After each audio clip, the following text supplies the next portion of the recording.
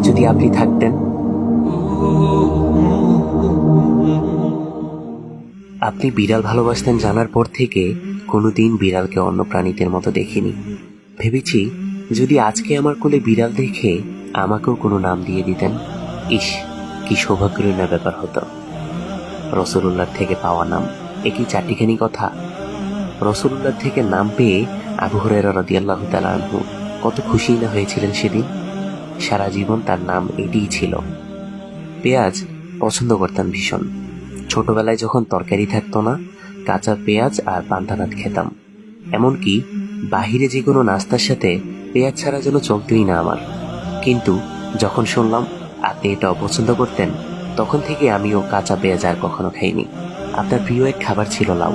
এটা জানার পর থেকে আমার সামনে লাউ তরকারি এসেছে, কিন্তু আমি তা না খেয়ে রেখেছি, এমনটা কখনো হয়নি। আপনি সুগন্ধি পছন্দ করতেন জেনে সংগ্রহ করেছি অনেকগুলো আতর। সেই ঘ্রাণে আমার আপনাকে মনে পড়ে। সাহাবীরা যেভাবে আপনার ঘাম মোবারক সংগ্রহ করে আতর হিসাবে ব্যবহার করত, আমার সেরা আতরগুলোতে মাঝে মাঝে আমি আপনার সেই ঘামের সুগন্ধ আবিষ্কার করি। মনে হয় হারিয়ে যাচ্ছি সাহাবীদের সোনালী অতীতে। আপনি কখন কি করতেন, কিভাবে খেতেন, কখন ঘুমোতেন, কিভাবে আদব আখলাক আর ইবাদতে মশগুল হয়ে যেতেন, এসব ভাবতে ভাবতেই যেন দিন কেটে যায় আমার। প্রতিটা কাজে আপনার সুন্নতের অনুসরণ করি, যদিও সবটা পারা হয়ে ওঠে না। তবে এই যে অনুসরণ করি, এটাকে বলা চলে অন্ধ অনুসরণ। কেন করছি তার কোনো যুক্তি খুঁজি না, শুধু জানি আমার নবী সাল্লাল্লাহু আলাইহি সাল্লাম এটা করে গিয়েছেন। ইয়া রাসূলুল্লাহ, আজ যদি আপনি থাকতেন, ক্ষণে ক্ষণে আপনার অভাব বড্ড অনুভব করি।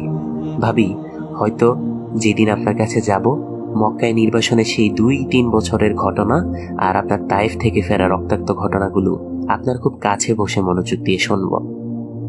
আমিও বলবো আপনার সুন্নতগুলো অক্ষরে অক্ষরে অনুসরণ করায় আমার খুব কাছের মানুষ, বন্ধু বান্ধব থেকে কষ্ট পেয়েছি। সমাজে কত কথা শোনাতো, পাত্তা দিইনি কখনো, কারণ আমি তো আপনাকেও আল্লাহকে পাওয়ার জন্য এত কিছু করেছিলাম। মাঝে মাঝে হিসেব কষি, কবে যেতে পারবো মদিনায়। আদৌ কি সে সৌভাগ্য আমার আছে? হয়তোবা যেতে পারবো না, কিন্তু আপনাকে ভালোবেসে সেই বিচার দিবসে আপনার শাফায়াত চাই। জান্নাতে আপনার খুবই কাছাকাছি থাকতে চাই ইয়া রাসূলুল্লাহ, যেখানে থাকবে ওমর রাদিয়াল্লাহু তাআলা আনহু, যেখানে থাকবে আবু বকর রাদিয়াল্লাহু তাআলা আনহু, যেখানে থাকবে আলী রাদিয়াল্লাহু তাআলা আনহু, যেখানে থাকবে ওসমান রাদিয়াল্লাহু তাআলা আনহু। দুরূদ ও সালাম আপনার প্রতি ইয়া রাসূলুল্লাহ সাল্লাল্লাহু আলাইহি ওয়াসাল্লাম।